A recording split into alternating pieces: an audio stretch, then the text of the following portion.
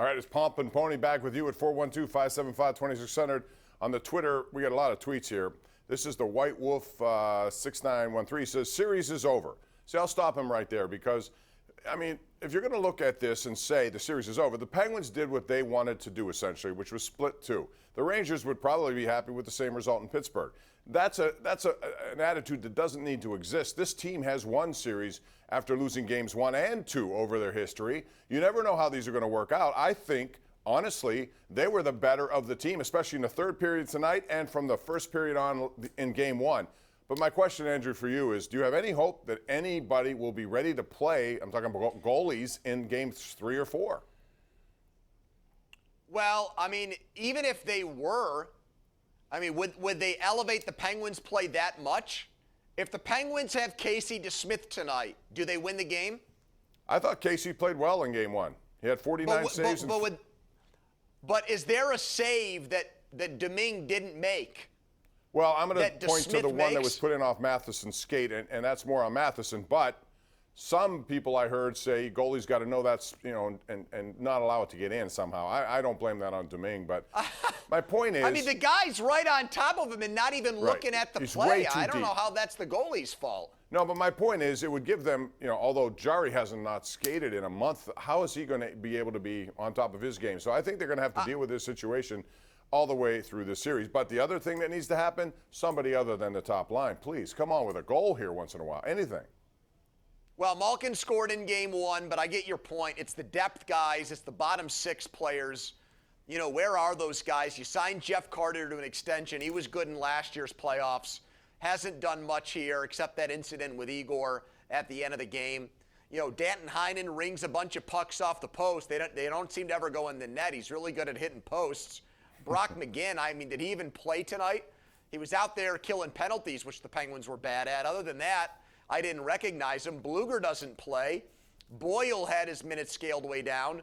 Drew Connor was on the ice for a couple of goals and didn't play after that. He pretty much got benched. And they get no goal production from their blue line, Bob. That's another thing. You know, in the playoffs, you got to occasionally have a Trevor Daley or, you know, somebody like that back in the day would pop up with a goal from every now and then in a playoff game.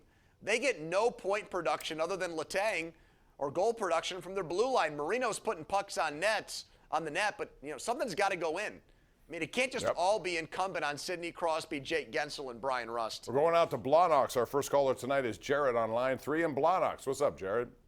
How you doing? Good. Thanks. Hey, I mostly agree with pretty much everything you say.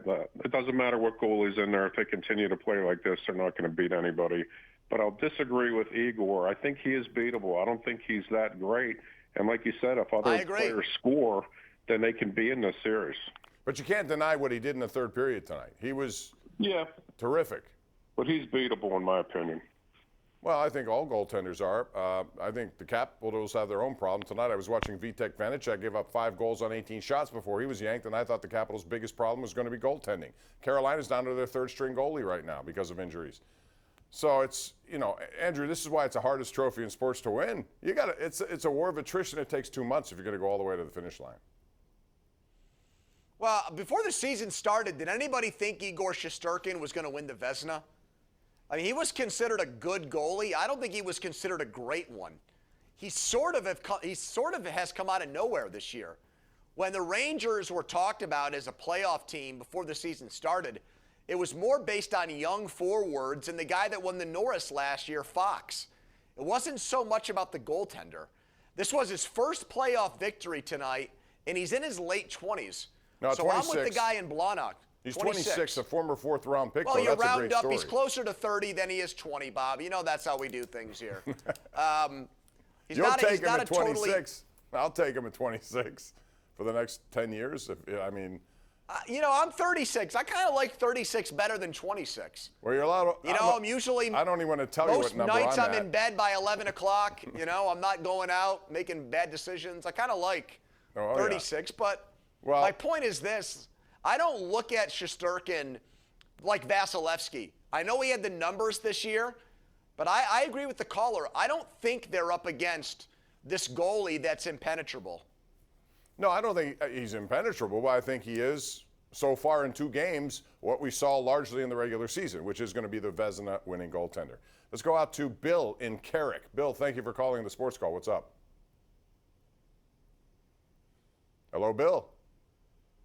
Hi, Bill. Smith goes in the next game against the Rangers. I think he will win because he plays good in the playoffs. Yes. Well, listen, right now, if the Penguins can go back to New York and turn it into a best of 3, I think they'll take that. They'd love to win 2 at home. That'd be great to do and put a lot of pressure on that team. But again, I'm looking at some of the positives here. They have largely outplayed New York. I thought New York the other night came out with a philosophy. We didn't see it so much tonight of we're going to run you guys out of the building physically. And then what happened was the Penguins didn't respond in kind, but they kept becoming a mentally tougher team as the game wore on. They just played their game. I thought that was good for them. Who knows what they're expecting the next game. You can't put the Rangers on the power play. The Penguins were the least penalized team during the season. They avoided penalties in Game 1. The Rangers, a couple of questionable penalties led to goals. So that's a problem. You got to beat them at 5-on-5. The Rangers don't have an answer for the Sidney Crosby line, no matter what kind of matchup. And look, they could control the matchups largely at home. Now they can't coming back to Pittsburgh. I was told before the series that the Rangers were not only faster than the Penguins, but they were also bigger and stronger. That's not good. If they're bigger and faster, that's a deadly combination. But I don't feel like, other than the first period in Game 1, I don't really feel like the series is played out that way so far. These teams look way closer to even, in my opinion. Mm-hmm. And the Penguins' X factor might be the great Louis Domingue, who I thought tonight, even though he gave up 5 goals, was very good. Yeah, I mean, he's going to have to be good again the rest of the series, and you're not going to want to give them any kind of friendly fire goals like they did tonight. Let's go out to Ben, who joins us on line 3. Hey, Ben, what's up tonight? Hey, guys, how are you? We're good. Hey, good. Hey, way back Steelers midseason, I called in about Devin Bush. Mm-hmm. And overall disappointment in his play at that point, and it kind of continued to spiral downward for the rest of the season. I wanted to get your take on the Steelers declining his 5th-year option. Do you guys think he's going to be a bust, or do you think he's going to actually return for I think it's a good business move. Why not do that? You make him earn it, and if he earns it, he earns it, and you still have options to deal with him. But you can't, based on what we saw last year, and you can say it's ACL related or not, Andrew, he was someone who wanted to avoid contact, which is what I thought. At Michigan, he wanted to inflict pain. He was a guy going sideline to sideline, flying all over the place. We did not see that at all last year. Well, you had Kevin Colbert say on our radio station that there was 2 Devins, pre-ACL and post-ACL, that it was like they were analyzing a different player. So that tells me that they're not sure whether it's physical or psychological that he's ever going to get back to being the player he was before the injury. Most guys recover from ACLs in a pretty routine way. It doesn't look like Devin Bush did that, and it doesn't sound like the Steelers are convinced that he's ever going to get over that, Bob. Now, I wonder if that affected Zach Banner also, because he had an ACL, although he really never played after that. And I think he was chomping at the bit to play. But they're convinced George Pickens is going to be okay, which is kind of weird. Yeah. He barely played last year, but they seem like they're all in on him coming back from the ACL, which is kind of surprising given what you just said. Right. They got burnt by 2 guys last year, Bush and Banner. We've got to take a break. More calls on the way. You're watching the Nightly Sports Call right here on Pittsburgh CW and streaming on 93.7 The Fan.